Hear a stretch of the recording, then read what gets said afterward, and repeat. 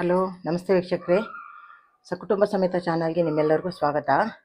ಇವತ್ತು ಆಲೂಗಡ್ಡೆ ನುಗ್ಗೆಕಾಯಿ ಬೇಳೆ ಹಾಕ್ಬಿಟ್ಟು ಒಂದು ಹುಳಿ ಮಾಡೋದು ಹೇಗೆ ಅಂತ ನೋಡೋಣ ಬನ್ನಿ.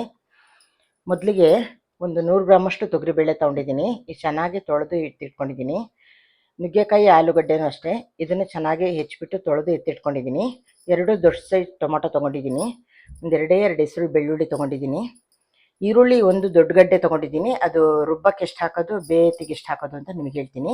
ಒಂದು ಸ್ವಲ್ಪ ಕೊತ್ತಂಬರಿ ಸೊಪ್ಪು, ನಮ್ಮ ಮನೇಲೇ ಮಾಡಿರೋ ಸಾಂಬಾರು ಪುಡಿ 2 ಟೀ ಸ್ಪೂನ್ ಸಾಂಬಾರು ಪುಡಿ, ಒಂದು ಅರ್ಧ ಕಪ್ಪು ತೆಂಗಿನಕಾಯಿ ತೊಗೊಂಡಿದ್ದೀನಿ. ಮಾಡೋದು ಹೇಗೆ ಅಂತ ನೋಡೋಣ ಬನ್ನಿ. ಮೊದಲಿಗೆ ಒಲೆ ಮೇಲೆ ಒಂದು ಕುಕ್ಕರ್ ಇಡೋಣ. ಒಂದು ಚೊಂಬಷ್ಟು ನೀರು ಹಾಕ್ಕೊಳ್ತಾ ಇದ್ದೀನಿ.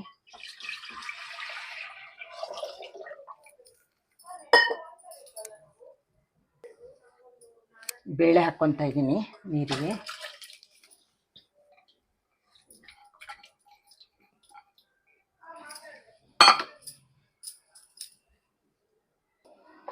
ಬೇಳೆ ಹಾಕಿದ್ದೀನಿ.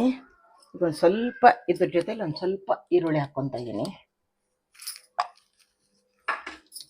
ಟೊಮೊಟೊ ಹೆಚ್ಕೊಂಡಿದ್ನಲ್ಲ, ಟೊಮೊಟೊ ಹಾಕ್ತಾ ಇದ್ದೀನಿ. ಒಂದು ಸ್ವಲ್ಪ ಅರಿಶಿನ ಪುಡಿ,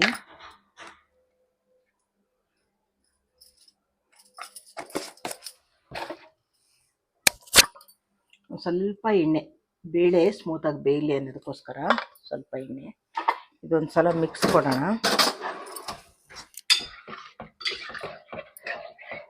ಇದು ಬೇಳೆ ನೆನೆಸಿದ್ದೀನಿ, ಹಾಗಾಗಿ ಒಂದು 3 ವಿಷಲ್ ಬಂದರೆ ಸಾಕು.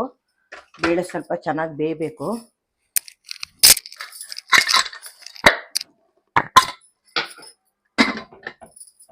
ಸ್ಟೀಮ್ ಹಾಕಿ ಮುಚ್ತಾ ಇದ್ದೀನಿ. 3 ವಿಷಲ್ ಬರಲಿ. ಅಲ್ಲಿವರೆಗೂ ತರಕಾರಿ ಆ ಕಡೆ ಬೇಯಿಸ್ಕೊಳ್ಳೋಣ. ತರಕಾರಿ ಬೇಯಿಸ್ಕೊಳ್ಳೋಕ್ಕೆ ಒಂದು ತಪ್ಪಲೆ ಇಡ್ತಾ ಇದ್ದೀನಿ.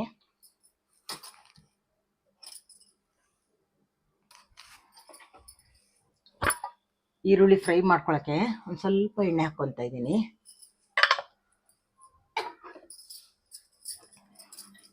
ಈರುಳ್ಳಿ ಉಳಿದಿದ್ದಿತ್ತಲ್ಲ, ಇದಿಷ್ಟು ಇದರಲ್ಲಿ ಪೂರ್ತಿ ಫ್ರೈ ಮಾಡ್ಕೊತೀನಿ.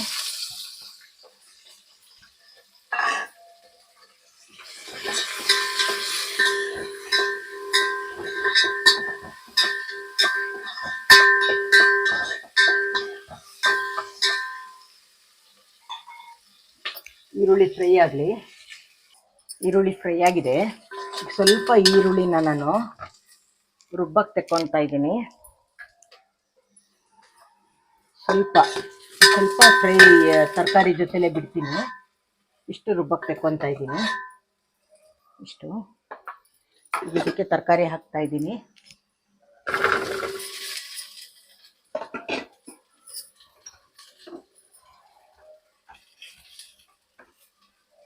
ತರಕಾರಿಗೆ ಸ್ವಲ್ಪ ಕಲ್ಲುಪ್ಪು ಹಾಕ್ತಾ ಇದ್ದೀನಿ ಬೇಯಲಿಕ್ಕೆ. ಇದೊಂದು ಸಲ ಮಿಕ್ಸ್ ಕೊಡೋಣ.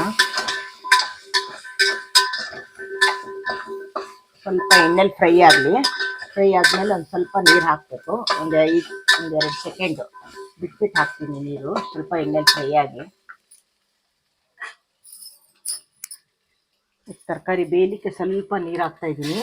ಸ್ವಲ್ಪ ಫ್ರೈ ಆಗಿದೆ.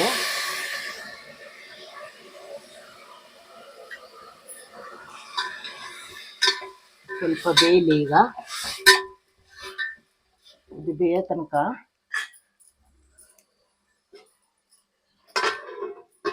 ಖಾರ ರುಬ್ಕೊಂಬಂದ್ಬಿಡೋಣ. ರುಬ್ಬಕ್ಕೆ ಹಾಕ್ಕೊಂಬರೋಣ. ಈ ಕಾಯಿ ತೊಗೊಂಡಿದ್ನಲ್ಲ, ಈ ಕಾಯಿನ ಹಾಕ್ತಾ ಇದ್ದೀನಿ. ಕಾಯಿ, ಒಂದು ಸ್ವಲ್ಪ ಕೊತ್ತಂಬರಿ ಸೊಪ್ಪು, ಇದಿಷ್ಟು ಬೆಳ್ಳುಳ್ಳಿ, ಸಾಂಬಾರು ಪುಡಿ, ಇದು ಫ್ರೈ ಮಾಡಿದ್ನಲ್ಲ ಅದು ಈರುಳ್ಳಿ, ಇದಿಷ್ಟು ಗ್ರೈಂಡ್ ಮಾಡ್ಕೊಂಬರೋಣ. ಇನ್ನು ಸ್ವಲ್ಪ ಬೇಯಬೇಕು ತರಕಾರಿ.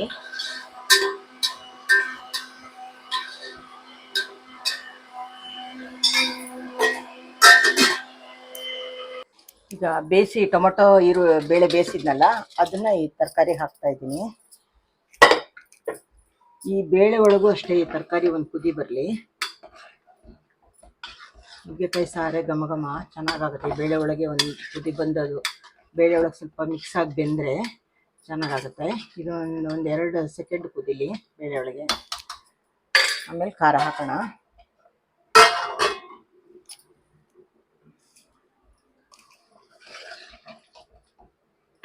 ಈಗ ಬೆಂದಿದೆ, ಇವಾಗ ಖಾರ ಹಾಕೋಣ.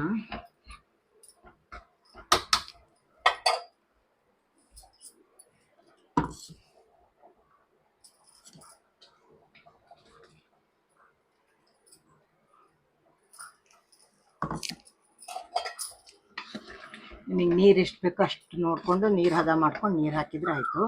ಈ ಟೈಮಲ್ಲೇ ನೀವು ಉಪ್ಪೆಲ್ಲ ನೋಡ್ಬೋದು. ನಾನು ಹುಣಸೆಹಣ್ಣು ಹಾಕಿಲ್ಲ ಸಾರಿಗೆ, ನಾನು ಟೊಮೊಟೊ ಹಣ್ಣೆ ದೊಡ್ಡದು 2 ಹಾಕಿದ್ದೆ. ಅದು ಹುಳಿ ಟೊಮೊಟೊ ಇತ್ತು, ಹಾಗಾಗಿ ನಾನು ಹುಣಸೆಹಣ್ಣು ಹಾಕಿಲ್ಲ.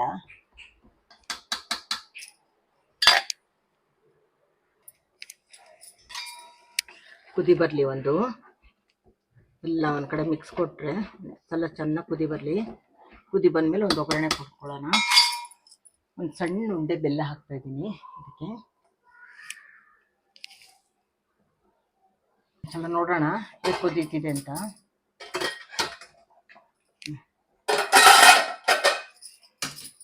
ಚೆನ್ನಾಗಿ ಕುದ್ದಿದೆ, ಮಸಾಲೆ ವಾಸನೆ ಎಲ್ಲ ಹೋಗಿದೆ. ಈಗ ಒಂದು ಒಳ್ಳೇದೊಂದು ಒಗ್ಗರಣೆ ಕೊಡೋಣ ಇದಕ್ಕೆ.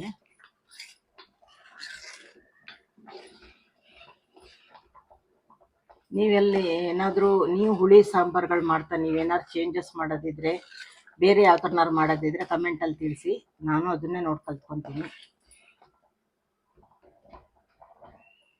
ಇದು ನೋಡಿ ನೀವು ಒಂದ್ಸಲ ಮಾಡಿ ನೋಡಿ. ನೀವು ಈ ಥರ ನಿಮ್ಮ ಮನೆಯಲ್ಲೇ ಸಾಂಬಾರು ಪುಡಿ ಏನು ಯೂಸ್ ಮಾಡ್ತೀರೋ ಅದೇ ಸಾಂಬಾರು ಪುಡಿ ಹಾಕಿ ಮಾಡಿ ನೋಡಿ. ಚೆನ್ನಾಗಿ ಬಂತು ಅಂದರೂ ಕಮೆಂಟಲ್ಲಿ ತಿಳಿಸಿ. ಇದೊಂದು ಒಗ್ಗರಣೆ ಕೊಡೋಣ ಇದಕ್ಕೆ. ಬಾಣಲಿ ತೊಗೊಳ್ತಾ ಇದ್ದೀನಿ ಒಗ್ಗರಣೆ ಹಾಕಲಿಕ್ಕೆ. ಸ್ವಲ್ಪ ಎಣ್ಣೆ ಹಾಕ್ತಾಯಿದ್ದೀನಿ.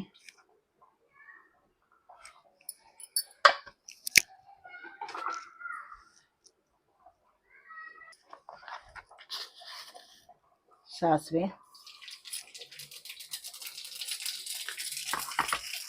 ಕರಿಬೇವಿನ ಸೊಪ್ಪು, ಒಣಮೆಣಸು,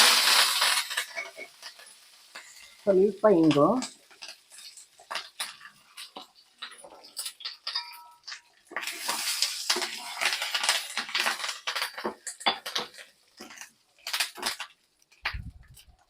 ಕುದೀತಾ ಇದೆ.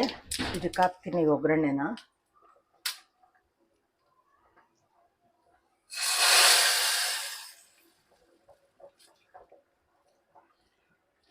ಇಷ್ಟೇ ನೋಡಿ, ನುಗ್ಗೆಕಾಯಿ ಆಲೂಗಡ್ಡೆ ಬೇಳೆ ಸಾಂಬಾರು. ನೀವು ಸಲ ಮಾಡಿ ನೋಡಿ, ಸೂಪರಾಗಿರುತ್ತೆ. ಬಿಸಿ ಅನ್ನ ತುಪ್ಪಕ್ಕೆ ಹಾಕ್ಕೊಂಡು ತಿಂತಾಯಿದ್ರೆ ನೀವು ಸಲ ಮಾಡಿ ಹೇಗಿತ್ತು ಅಂತ ಹೇಳಿ.